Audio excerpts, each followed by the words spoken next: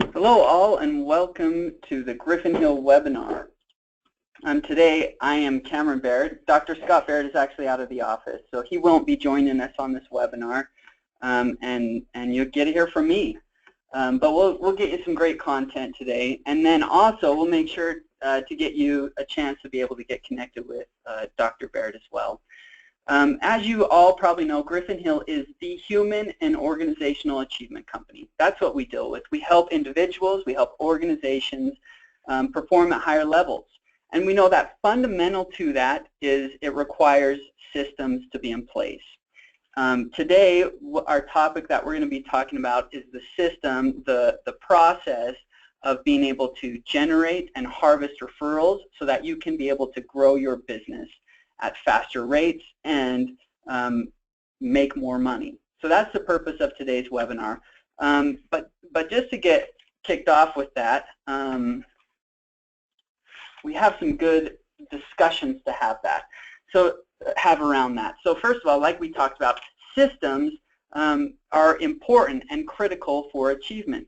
Systematic revenue growth is really what we'll be talking about today, and how to get more closes, more customers, more revenue with using referrals. It was George Washington Irvine that said this. He had acquired the magic, about George Washington, excuse me. He had acquired the magic of method, which of itself works wonders. Here's another great principle from Timothy Gallwey, who talked about how to become a higher achiever. And to do that, he created this formula that performance, the highest amount of performance equals our potential, the total potential that we have as individuals, minus the interference, the things that happen on a day-to-day basis that interfere and restrict what levels we can perform at. So this formula helps us in our discussion today as well as we discuss high performance and harvesting referrals. Thomas Gilbert, one of my favorites, talks about human performance and human competence, and he introduces another principle as well for our potential. That potential for improved performance, that PIP, P-I-P, equals world-class minus typical performance. So this formula helps us to be able to understand that it's at different levels. So for example, if we're just starting baseball, we might be at the T-ball level. And at T-ball level, man, it's hard for us to even put the ball on the tee at that point. And to be able to hit the ball as we're swinging, it takes some time and some practice for us to be able to actually connect with the ball on that tee. But that's kind of the world class, is if we could just connect with the ball and get it in play, man, that's world class at that level. Typical performance is just missing the ball. We're just hitting right under the tee. So that gives us our potential for improved performance at PIP. And the interesting piece is as we hit this world class, we move into the next piece of world class, which is phenomenal if you think around it for human performance, because it suggests that there's always constant improvement that we can be seeing, and that's what we believe here at Griffin Hill. So Griffin Hill, we stretch this formula. So if we start back with what Timothy Gallwey taught us of our potential minus our interference is our performance.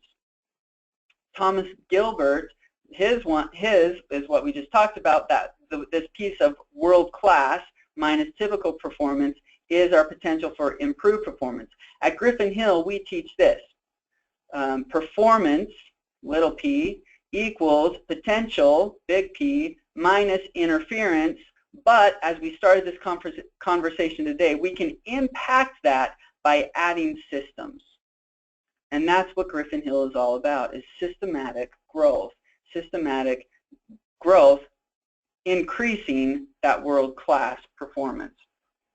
Okay, so at Griffin Hill, here's how we do that. We do it through 4 ways: process, plays, metrics, and coaching. Those are the 4 basic components that help us to achieve high performance. Anything you do should rely on these 4 things to be able to increase your current performance. So process, that's the structure. That's the overall structure. That's the where do we start? What's the second milestone? What's the next milestone? What are the milestones along the way? The plays are how do we mobilize that milestone? How do we get from that first milestone to the second one? And then what are the things that we do to move it to the next one? The metrics is how do we measure the flow through that process? How do we measure each step along the way? And then our coaching, this supposes that we need a world-class coach to be able to become better, to be able to become world-class ourselves. And once we get there, we don't just drop it, we continue on relying on somebody who has those skill sets. So those 4 pieces, process, plays, metrics, and coaching, are what allow us to progress and become higher performance. And this is what we use at Griffin Hill, not just for the integrity sales system, but in any aspect that we teach here. We'll always use process, plays, metrics, and coaching. So to that point, here is the Griffin Hill integrity sales system process. The process are these high-level steps, moving from case open to needs audit to solution presentation to adapted solution to closing interactions and then to fulfillment and follow-up. These are the process steps, the high-level milestones that mark the path to success on the sales process. This last one is the one that we'll be talking about today, the fulfillment and follow-up process, or routine is often what we call it in the Griffin Hill integrity sales system. The fulfillment and follow-up process contains a set of plays. So true to what we just told you, the routine, the process step of fulfillment and follow-up has a set of plays that we can follow and adhere to. If we follow those plays, then we will put ourselves on the path to success, to collecting referrals and growing our sales pipeline. Those set of plays inside of the fulfillment follow-up are reframe, fulfill promises, collect proofs, harvest referrals, and scheduling the next event. So there they are again, kind of detailed out in my PowerPoint here. We have reframe, fulfill promises, collect proofs, harvest referrals, and scheduling the next event. The power of the reframe is huge here. So now that you know the fulfillment and follow-up routine, you know the plays inside of the fulfillment and follow-up process routine step, what we'll do now is we'll detail what each one of these are so that you can actually use this inside of your business. And by using this will help you in a lot of ways. Number one, it will help you to be organized as you step into meetings. You'll be better prepared to work with your current customers. It will help you to be thoughtful about what kind of referrals you're hoping to generate from individuals that you work with. It will help you to be able to generate more referrals as you connect with these people. And most important here, it will tie the bond between you and your customers, which should impact your retention rates and will help you to make sure that you have top-class performance, that you can increase your world-class inside of your own organization. The reframe play is in place to make sure that we're binding our customers to us, that we can give them the history of what's taken place inside of our organization as it relates to them, how we have fulfilled on the promises that we promised them. But more importantly, we remind them of the benefits that we explained to them from the very beginning. After we do the reframe piece, we're going to make sure that we show that we have fulfilled promises. Here's the things that we promised we would do. We promised you that you would see an increase in sales. We promised you that we would grow your customer base. We promised you X, Y, Z. What are the things that you've promised? If you keep track of those things, that one concept alone will be able to help bind you close to your customers. But also, it makes you accountable. And that's one of the pieces that we talked about in human performance methodology. That metrics, that measurement piece is critical for growing and improving. And we're going to demonstrate that to our customers as well, that we measured it, that we're tracking the progress of where we are on fulfillment. Next, we go to collect proofs. Having proofs and customer testimonies is critical in growing new business and for marketing purposes as well. So this collect proofs piece is critical inside of the Griffin Hill fulfillment and follow-up routine. Next, we're going to be able to ask for referrals. You'll notice the process here that we take them through. We don't just jump to the referrals, the who do you know. We follow a process that builds positive emotion between us and our customer base. And as we do that, it allows us to be able to, from a selfish standpoint, ask questions that will grow our business. So that harvest referrals is the next piece. After harvesting referrals, we're going to make sure that we schedule the next event. And scheduling the next event is really critical in any step or routine in the sales process. This is what keeps momentum happening. This is what keeps progress continuing. This is what allows us not to just have face-to-face contact or FaceTime.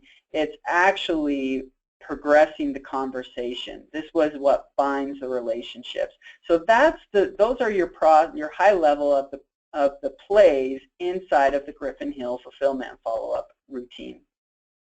Okay, here's how this might look if we detail this out for you. We would start with that reframe.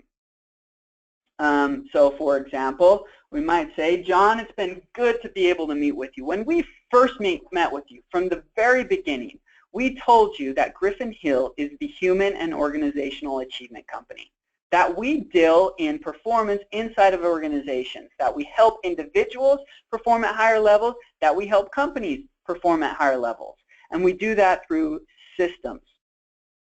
As we continued our conversation, we found some amazing things that were taking place inside of this organization.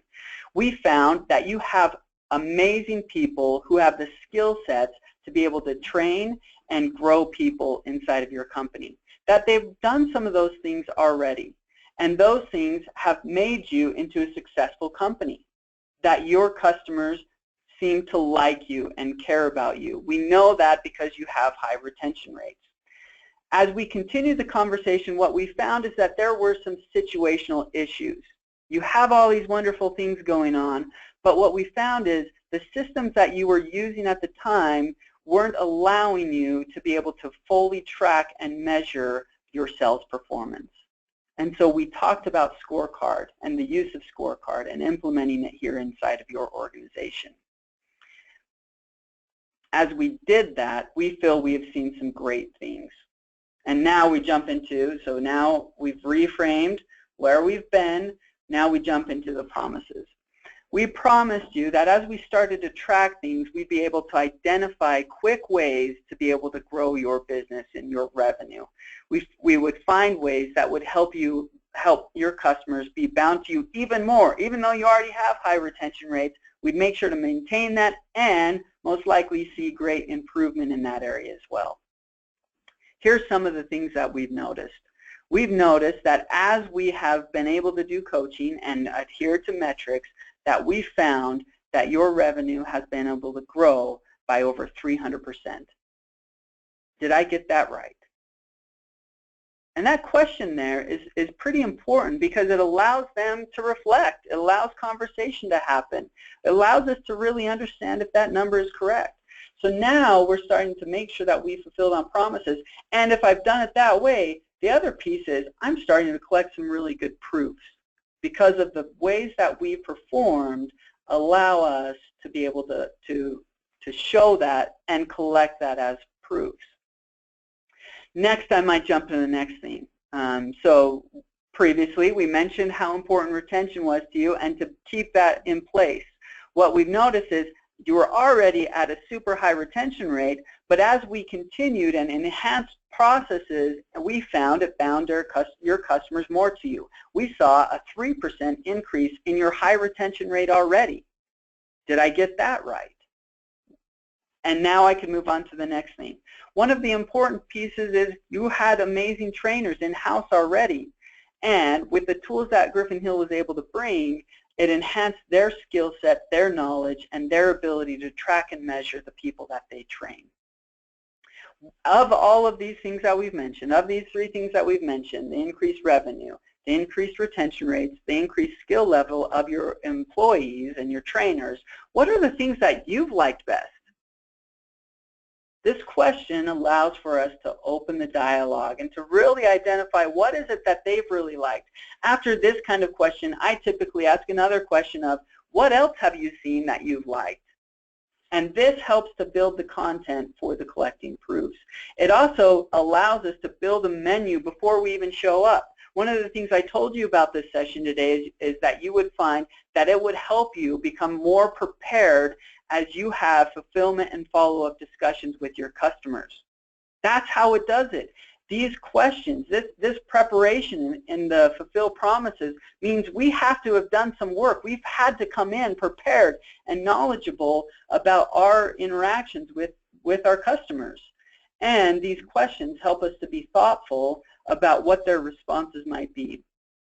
And building that out helps me to create good, solid proofs. One of the things I've noticed as customers of other people is it's hard for me to craft exactly what my vendors want me to say. I'm willing to give proofs, I just don't know what exactly they want me to say. But if they come prepared with things that I've really seen them do, and they have ways that they want me to say it, I'm okay giving my stamp of approval. And that's what the collect proofs section is really there for.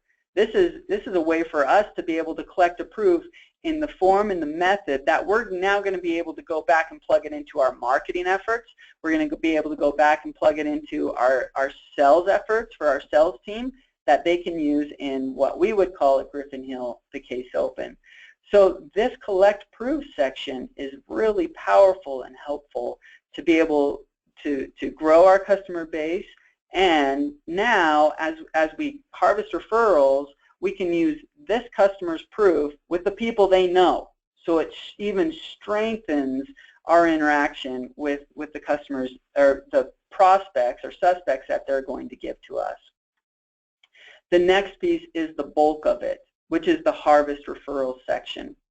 So now if you think about this, we've built on positive emotions. We've started that right from the beginning as we've reframed the whole customer interaction, the whole client-customer interaction with them.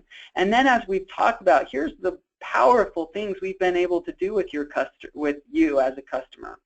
And now we've been able to really formalize that into a testimonial. And now, because they've had these positive emotions, this next piece of harvesting referrals becomes pretty simple. We always get nervous here. But if we've done our job, if we've built on those powerful emotions, and we really truly have fulfilled, then this becomes a lot simpler. Here's the big problem with the harvest referrals piece. Most people come into it and they want to ask this question: who do you know? The problem with that question is the second you ask it, my mind goes blank. It's as if it's as if I've never known anybody in the whole history of the world. And so now we require them to do that hard work. But instead, the Griffin Hill process, the Griffin Hill system, teaches us, rather than just focusing in on that one question, who do you know, ask questions that help people's names come to mind. That's what we should be doing with the harvest referrals question. So here's what we suggest. This transition is pretty important. The transition from collecting proofs to harvesting referrals is really key. And I always use this question. From a selfish standpoint, I have a few more questions that will help me grow my own business. And that transition helps make the shift from them to us. And it makes them comfortable with that shift from them to us. They understand what's going to happen. They know you're about to ask that question, who do you know? Now what they don't know is that you now know how to ask better questions. So here's what we're going to do. Because we ask that from a selfish standpoint, I have a few more questions that will help me grow my own business. This is the real critical part. And you've got to have done your research. You've got to know, hypothesize, who do I want in my pipeline? Who do these people have in their company that fit that pipeline? And as you do that research, you'll be able to construct and engineer questions that will fit that person. So here's some great examples of this. Instead of asking that typical question, who do you know? Questions like these are more powerful. Who are your top 5 clients? Okay? Now we have to know, does their industry, does their client base fit the people that we're trying to do business with? And if not, this question might not make sense for you. But some people that will make sense. Who are your top 5 clients? Here's the other thing that happens with that. If I ask that question, who are your top 5 clients? I know who my top 5 clients are. Instantly, 5 names come to mind. That's the key. That's the key to these questions. When you ask it, they have to be specific enough that it loads the database in their mind to pull out a specific amount of names. So that's the other piece you should notice about this. It's numbered. It's engineered. I'm asking you for a specific number of people. So not only is it specific in the space, it's specific in the number of names we're asking for. Okay, here's another good one. Who are the 3 people you are likely to sit by when you go to your chamber or your networking or whatever kind of meetings you know that they go to? Or who is it you most admire in those meetings? Who's most successful in those meetings? Who's most influential in those meetings? Those types of questions instantly bring 3 people's names to mind if you know what kind of chambers they belong to or networking groups they belong to. Instantly in my mind, I now know 3 people that I can give you. Here's another one. Who are the 3 people you've worked with and admired from previous jobs? Another great question where instantly names come to my mind. Who do you know at, here's a list of companies. Look, the power of today, the technologies that we have, the social media networks that we can engage in, we should be able to identify people that our customers are connected to. And as we enter into those meetings, we can come with a list of people prepared who we know they know people in those companies. And we can be asking, who do you know inside this company? Depending on your relationship, you can even say that. Look, I was checking on LinkedIn before we came to this meeting, and I noticed you know John at XYZ Corp. How well is your connection with John? So these are pretty powerful questions. The who do you know at list of company, they can become very powerful. Now think about this. We'll come back to this last one in a minute, but think about this. If I ask 3 to 4 questions, there's 1, 2, 3, 4, there's 5 questions in this. Let's just suppose I drop this last one. That means I engineered my way to 5 plus 3 is 8, plus another 3 is 11. I've engineered my way to 11 referrals. Think about the last time you asked for referrals. How many names did you actually get? Most of the time, if you're asking that question, who do you know, the majority of those conversations, I get 0 referrals from if I've set it up that way. But if I've set it up this way, I've just engineered my way now to 11 referrals. And not only that, I have great stories from my collect proof section to now share with those 11 names. So those 11 names, now it becomes very powerful to be able to connect with those people. Now I told you we'd come back to this last question here at the end. What other names have come to your mind? Look, now because you've taken them through this process, you've been specific about loading people from certain connections they have from their networking to their clients to working at previous jobs. Because you've done a good job of taking them different places in their mind, other names might have come to mind. And more often than not, these names are usually the gold. These 11 will be great, but these names become very powerful as well. They're the ones who they feel passionate about. And now that you've done a good job of helping them make discoveries along the way, these other names will come to their mind. And now it's okay to ask that question. Aside from these, what other names have come to your mind? Okay, so that's kind of the general structure. Now after that, we need to get permission. We need to get permission to be able to contact these people. And here's some ways that we've done that. First of all, you've got to get the right way to contact them. Often in today, I've had people just pull up their email and start emailing and making connections for me right there, which is awesome. If they'll make the first initial contact, that even makes that lead even warmer. Then I always go to the thank you piece. As you're going through fulfillment and follow-up play sets, all through it, you should be peppering your gratitude. You should be sincere about that gratitude as well. And then I ask this, thank you so much. Thank you for these 11 names. This will be so helpful in helping me grow my business. Is there anyone on this list that you would rather I not use your name when I call? This kind of opens that up for invitation. Is there anyone on this list that you would rather I not use your name when I call? It tells them a couple things. Number one, I am going to call. I am going to make this call. Number two, though, I will protect your identity. If you'd rather me not sell you out, I will protect that. I won't let them know that you gave me their name. It eases that burden on them.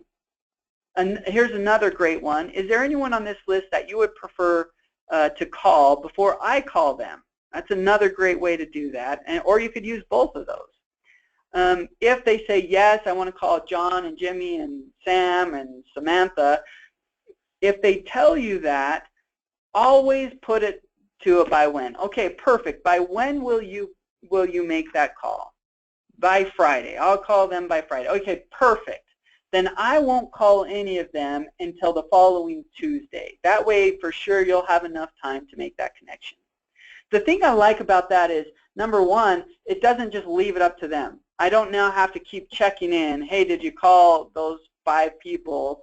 No, we just get to move on now. So that question, this piece of, okay, by when will you call them? And great, that means I won't call until, and I always give a day or two in between that time frame. And then, of course, we end the fulfillment and follow-up by the schedule next event.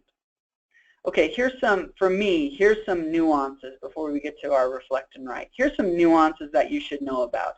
When I do a reframe, no matter if it's in fulfillment and follow-up or if it's in needs audit, I'm always going to start out with the positive. And this is where a lot of salespeople get caught, because it's so easy for us as salespeople to jump in and say, look, here's all the horrible things happening inside your company.